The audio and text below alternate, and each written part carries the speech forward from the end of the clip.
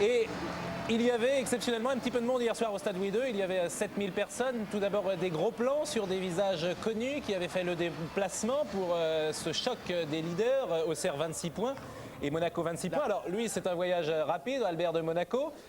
Gérard Rouillet et puis Jean Fernandez, l'émissaire de Marseille. Monaco, c'est beau, tout à fait Thierry, c'est des pancartes qui fleurissent un petit peu partout. Luxonneur sur le banc de touche et c'est donc parti tout de suite après moins de 10 minutes de jeu. Klinsmann qui arme.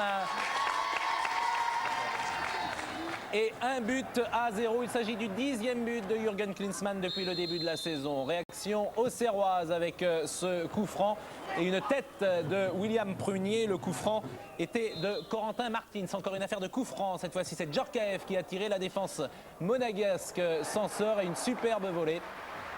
Bien capté par Bruno Martini. 1 but à 0. Et les Auxerrois, à ce moment du match, qui font un bon match. Le ballon est de... Et pour l'Asland, un centre, la reprise, comme elle vient, non, elle a tapé le sol. La reprise de Dutuel. Ils ne sont pas malmenés, les Auxerrois, en ce début de rencontre. Ça passionne tout le monde, visiblement, ce qui se passe à Monaco. Et ils sont à l'attaque avec, sur la gauche, Diomed. Ballon mis en corner par Jean-Luc Ettori. Et lorsqu'on voit ce début de match, eh bien, c'est vrai qu'on a du mal à comprendre ce qui s'est passé ensuite. Une tête de l'Asland qui est passé à côté. L'Asland dans la défense qui prenait la place de Baticle. Il y avait 2 absents à Auxerre et cela a sans doute pesé. Une attaque décapitée puisque ni Vairua ni Baticle n'étaient présents sur le terrain. Martini qui a dégagé à la réception. Petit. Marcel Dib.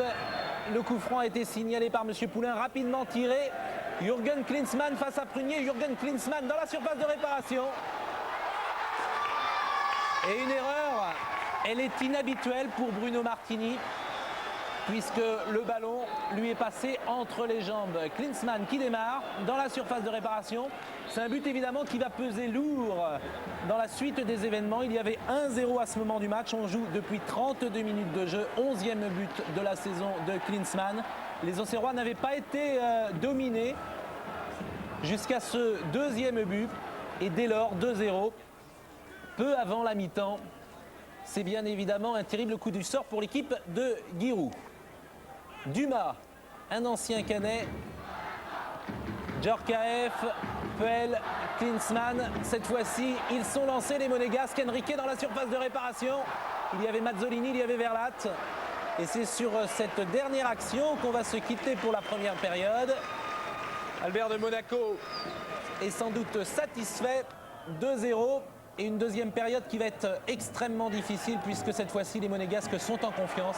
Difficile pour les Auxerrois. Henrique, ballon pour Jürgen Klinsmann. Klinsmann qui va entrer dans la surface de réparation. Il y a Rabarivoni, il y a également Prunier et Klinsmann au milieu des deux. Après 53 minutes de jeu, Monaco mène 3 buts à 0. Et cette fois-ci, ils plongent, les Auxerrois, ils plongent moralement surtout. Alors que Klinsmann, pour la première fois depuis qu'il évolue en France, marque déjà 3 buts. Il n'avait jamais réussi un trick dans le championnat italien. Encore Klinsmann, 4 minutes après son 3e but. Klinsmann aidé cette fois-ci par Verlat. Bruno Martini trompé pour la 4e fois. 4e but de Klinsmann. C'est la première fois cette saison qu'un joueur marque 4 buts. Dans la carrière de Klinsmann, il y avait eu un quintuplé, c'était lorsqu'il jouait en Allemagne, non pas Stuttgart, le club juste avant Stuttgart, à Düsseldorf. Il avait marqué 5 buts. Auxerre, lui, n'avait pas pris 4 buts depuis 3 ans. C'était à Saint-Étienne, les Auxerrois avaient été battus 4-1. Et la dernière fois que les Auxerrois avaient été battus 4-0, c'était en 85-86 face au PSG. Encore Klinsmann. Et il faut tout le talent de Martini pour arrêter du pied ce tir de Klinsmann. Et le PSG, cette année-là, en 86, l'année où le PSG avait battu Auxerre 4-0, eh bien le PSG avait été champion. Les Auxerrois, je vous le disais, malmenés, mais qui vont avoir une bonne occasion en deuxième période. En l'occurrence, Dutuel a tiré sur le poteau et William Prunier était à la réception dans les 6 mètres. Malheureusement, pour les Auxerrois, ils ne marqueront pas.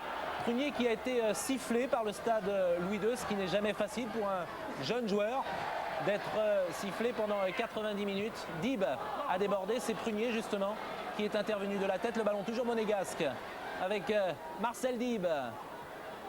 En retrait, Pérez, c'est superbement joué. En retrait également, et c'est Rabarivoni qui avait mis ce ballon en corner. Djorkaeff, on le voit, il sortira quelques instants plus tard. L'occasion pour nous de saluer un nouveau venu dans le championnat français, Andrisa Jevic, qui prend la place de Djorkaeff. Et puis une autre sortie, celle de Jürgen Klinsmann à 5 minutes de la fin du match. L'homme du match, c'était lui. Il a montré des qualités morales parce qu'il a été dans une période de méforme au mois de septembre-octobre.